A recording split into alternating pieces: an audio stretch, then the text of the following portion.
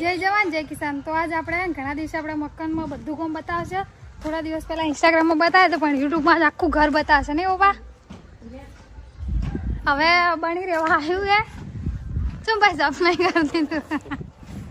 હા આજ જો આપણે મકાનની પૂરી માહિતી આપવાની છે. આ મકાન એ મારું નથી, ગુજરાતના ખેડૂતો માટે મકાન બની રહ્યું છે. એક ખેડૂતનું મકાન છે, કોઈ કન્વર્જનનું મકાન નથી, એક ખેડૂતનું મકાન છે. આજે પીનાબેનનો આગ્રહ છે કે આપણે આખું મકાન લોકોને બતાવીએ. તો આજે આવો અંદરથી આપણે જે મકાનની તૈયારી ચાલુ છે, આવો પીનાબેન નજીક લાવો. તો અંદર જેટલા રૂમ રહેશે ને જેટલું બન્યું હોય બતાવશે. ટૂંક સમયમાં પૂરું થવા આવ્યું અને લાડવા તૈયાર થવા આવ્યા. આપણા મકાનમાં આપણે અંદર બધે 2 હાથ પ્લાસ્ટર થઈ ગયું છે અને હવે ફર્નિચરમાં જો બારીનું કામ ચાલુ છે હાલમાં, પ્લાસ્ટરથી અને ટાઇલ્સથી, હા પથ્થરથી અને ચાલુ છે મોલ્ડિંગ કરવાનું. અને આ વોલની જે માપ છે એ 26x27 છે. અંદર સીડી છે, આ રસોડું છે. રસોડામાં આપણું 12x12 નું રસોડું છે અને આ સ્ટોર રૂમ છે. એમાં સિમેન્ટ મૂકીએ છીએ આપણે. તો આપણે નીચે એક રસોડું, એક હોલ અને 4 રૂમ. જો અમુક લોકોને જેટલું રૂમ હોય એટલું તો આપણે ભગવાન માટે પૂજા રૂમ રાખ્યું છે. તો એ પણ આપણે બધાને નજરની સામે ભગવાન પર બેઠા હોય આપણે એવું લોકેશન પસંદ કર્યું છે. હોલની સામે જ રસોડાની બાજુમાં જ ભગવાનનું મંદિર છે, તો દર્શન પણ થાય એટલા માટે વચ્ચે રાખ્યું છે. બાકી આ રૂમ છે આપણો, એ રૂમ છે એ 13x13 રૂમ છે બધા, અને બધું જ પ્લાસ્ટર થઈ ગયું છે ઉપર નીચે. કોઈ પણ ભૂલ રહી જતી હોય તો તમે કોમેન્ટ કરી શકો છો. અહીંયા આગળ અમારું ડાઇનિંગ ટેબલ આવશે. આ ગેલેરી આટલી છૂટી મૂકી છે, એ પણ 11x11 ની ખાલી ગેલેરી છે આપણી. અહીંયા આગળ આપણું વોશબેસ આવવાનું છે. બીજો હોલ, બીજું પણ રૂમ છે, જો એ પણ 13x13 નું છે. સામેથી મોટી બારી છે, ખેતરનો પૂરો નજારો દેખાશે.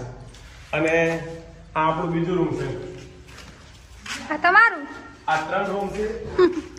હવે જેના ભાગમાં જાય હાથનું, પણ આમાં ખાસ અગત્યની વસ્તુ આમાં બાથરૂમ એટેચ છે. તો બાથરૂમ પણ વીઆઈપી બનાવી રહ્યા છીએ. બાથરૂમનો નજારો અલગ જ હશે. બહુ સારી રીતે બાથરૂમ પણ બનાવી રહ્યા છીએ. આને આ રૂમને પણ 2 બારી છે. હજુ પાછળ તો શું કહેવાય, ચોથા નંબરનો રૂમ છે, એ પણ બાથરૂમ એટેચ છે. એમાં પણ 2 બારી છે. તો ખરેખર બહુ સારી રીતે બનાવ્યું છે. બીજું અહીંયા આગળ વિશાળ વોશ સ્પેસ આવશે. તો હાથ ધોવાનું આપણી હાથ ભાષામાં. ધોવાનું, તો એ પણ અહીંયા આવવાનું છે. તો નીચેનો નજારો પૂરો થયો. હવે બીજા માળે જવાનું છે આપણે. તો બીજા માળે જા. બીજા માળે તો સીડી આપણે સેન્સર સિસ્ટમ પણ બનાવી છે અને સારી લાઈટો પણ નંખાવી છે. જો અહીંથી પગથિયું એકદમ હેડસ્યુ લાઈટ થશે. બાજુમાં કાચનો પથડો છે, એલિવેશન થશે એટલે બહુ સારું લાગશે. તો સીડીમાં પણ ઘણો બધો ખર્ચો આપણે કર્યો છે. અને બારીની વાત જ ના પૂછો, એલિવેશન, બાલ્કની એ આખું અલગ જ છે આપણું.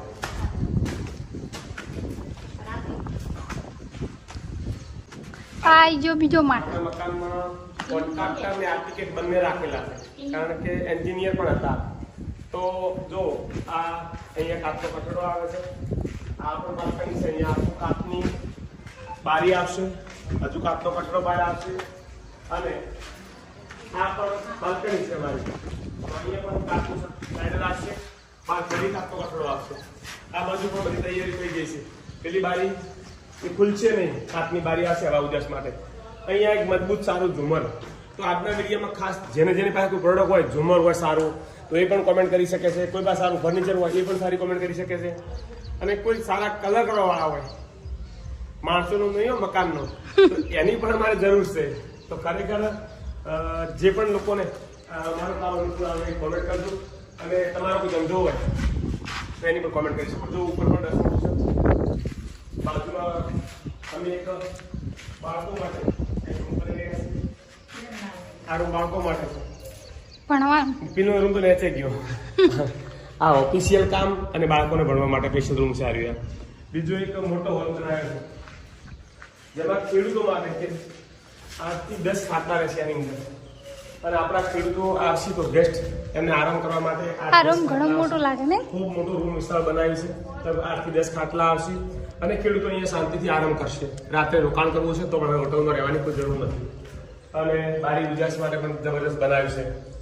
તો આ રૂમ ખૂબ મોટું બનાવ્યું છે અને સ્પેશિયલ ફિફ્થ માટે બનાવ્યું છે આપણે. ખેતરનો નજારો ત્રીજા માળે બતાવો. હા હવે બીજા માળે એક બધાને ભેગું બાથરૂમ બનાવ્યું છે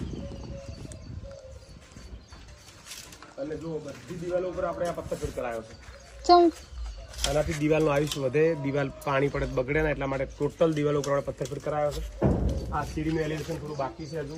અહીંયા આગળ પથ્થર આવશે સીડીમાં. હાલ પૂરતું ખાલી આ ટૂંકું છે, તો હજુ કલાક બધું બાકી છે આમાં. અમારો ત્રીજા હોલનું લોકેશન છે.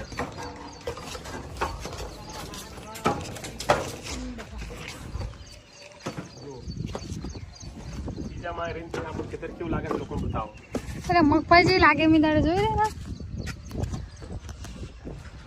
ડ્રોન શૂટ જેવું લાગે.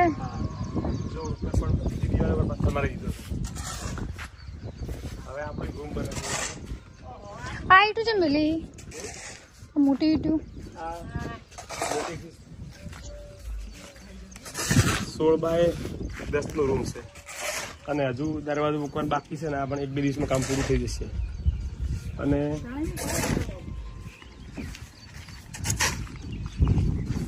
આટલેથી પેલા ખેતરનો નજારો જેવો દેખાય છે. જો આના ઉપર છે અહીંયા હજુ કઠેડો આવે છે લોખંડનો. અને આપણે એવું મકાન પસંદ કરી જગ્યા કે આપણું મકાન ઉપર થોડી આખું ખેતર દેખાઈ આવે, બધી જ ખેતી દેખાય છે અહીં રહી. અને પાછું દેખાય. આખો વિસ્તાર દેખાય છે કોઈ શું કરે છે. હવે ખાસ તો આપણે કારીગરોનું કામ કરીએ.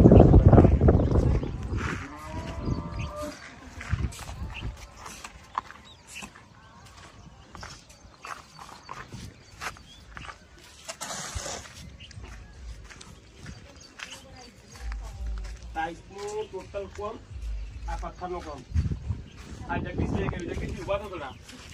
દેખાતા નહીં ને. આ રીતે ટોટલ કામ કરી દીધું. કોઈને પણ અમારે પથ્થર ટાઇલ્સનું કામ હોય તો જગદીશભાઈનો કોન્ટેક્ટ કરજો. બહુ સારું કામ કર્યું છે જગદીશભાઈ. મજા આવીને કરીશું કામ કરતા. 10 દિવસથી પરિવાર જેવું લાગે છે ને. ખરેખર જો કારીગર સાથે પણ પરિવાર જેવું રાખવાનું. હું ના પાડું છું ને તો જો એમને કે ભલે હું મન મજૂરી મત આપું, મારા પથ્થરો ફિટ કરવા છે, તો ખરેખર એ એમને સ્વેચ્છાએ સ્વીકાર્યું. પણ આપણે એમના હાથે પરિવાર જેવું રાખે તારે. એટલે ખરેખર કારીગર બહુ સારા મળ્યા. બધા જ કારીગર, કોઈ માથાકૂટ નથી. અને તમને પણ હજુ વિડીયામાં સલાહ આપવાની છૂટી છે. તો આજે આ એક નજારો અમે બતાવ્યો છે. હજુ આવનાર સમયની અંદર અમે અમારા મકાનના નજારા બતાવતા રહીશું. તો જોતા રહેજો મારા પિનલબેનના વિડીયા અને પિનલબેનને શેર અને ફોલો કરજો. જય જવાન જય કિસાન.